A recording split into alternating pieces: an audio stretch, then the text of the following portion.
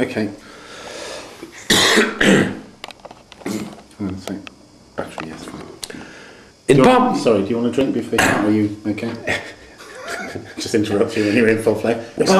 Whiskey. Yeah, whiskey, yeah. Whiskey for the Colonel. Okay, I'll let it run on. Take 3.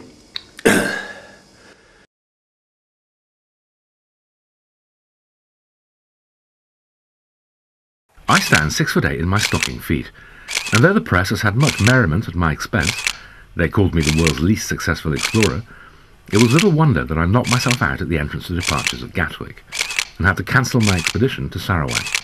It could have happened to anyone. After the rigours of a last mission, I seriously considered withdrawing from the next, and then suddenly, out of the blue, a call. Hello? Mr. Frank Spink?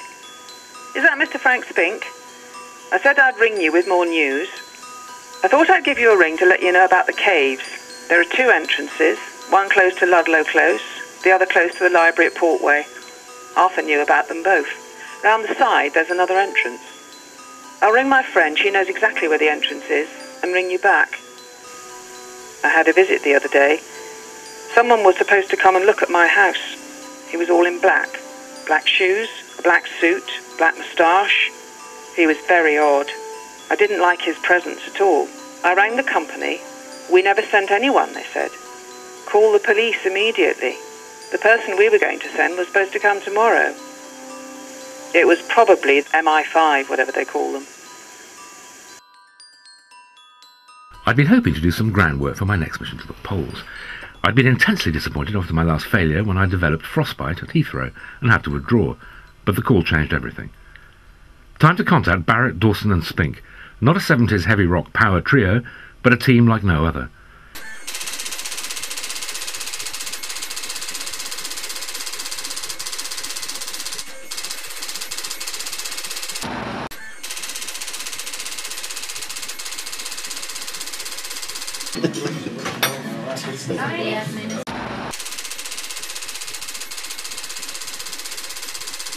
Look, a light! A light! It's flashing. Where? There.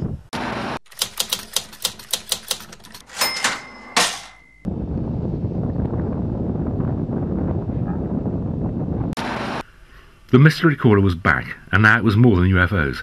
It was men in black and secret tunnels. And even more ominously, the golden ram of Satan. Something was gnawing at the back of my mind. The old explorer's instinct. My antennae were beginning to twitch. And then the hairs on the back of my neck stood on end as the words of young Dewey came back to haunt me. It's a military area. Thought we better not be filming on Ludlow Close, but we saw no cave entrances. But you don't know of any caves, no? No, that would be a new one to me, completely new. There's supposed to be a cave that runs under, well, a cave tunnel network that runs from a pub near Corsley. Is that near Clay Hill? Yeah. And then under Clay Hill, where the golden ram of Satan is. The golden ram of Satan. Yeah, you've got to read warnings from Flying Friends. I have. I've been reading it, yeah. Okay. But you'll come across the golden ram of Satan. That's where he talks about it. And it's in also a book about, written by some kind of guy who goes around megalithic sites, also talks about the golden ram of Satan. Yeah. And the Western Horned God. Oh. It being the home of the Western Horned God. I just haven't been keeping up with my reading, thank God. The golden ram of Satan. A fabulous talisman, the pagan grail, granting the finder their every wish. Before they are destroyed, we had to find it, destroy it, before it destroyed the human race. And then a chance find in a bookshop. Suddenly we realised we were not the only investigators subjected to menacing calls. You know, Frank, you've been getting all these weird phone calls. Yeah. Well, in this book, the new UFO breakthrough, yes, which is really quite a breakthrough. Yes. There's this guy called Stiff. Yes. So, I thought of you. And this is how it goes. The first call was direct and unelaborate. I would suggest you drop your investigations into certain so-called UFO reports, the voice said with a trace of mockery. Who is this? Stiff demanded, Stiff being the main character. That doesn't matter, the voice told him, but do as I say for your own good. Third call. April the 7th. Voice. Mr.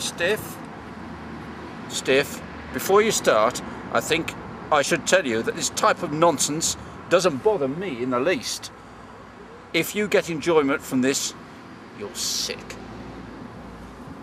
Voice, I'm far from sick, Mr. Stiff, and I don't enjoy having to do this, but we don't feel it is in your best interest to have you continue. If you do, we have many means of stopping you. Stiff. Oh, that's enough, all right. Thank God for that. Do you get the idea? Reading something, you know, with the Hey, yeah. Thanks very much for arranging for the audience as well, Frank.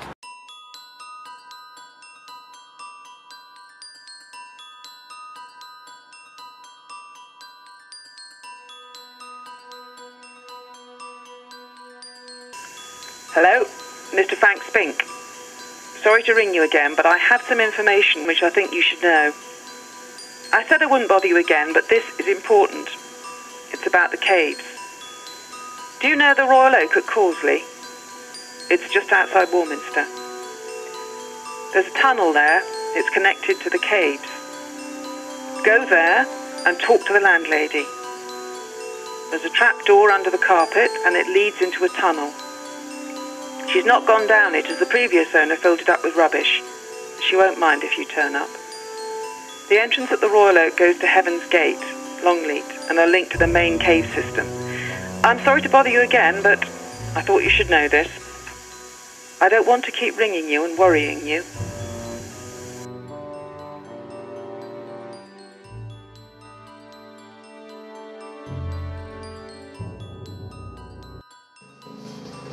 Hang on, I've got my finger over the microphone. So professional. Do you work in the BBC? No, you just make it up. Whenever you're ready, Mark. Okay. Are you rolling as well? Go. Yeah. Right.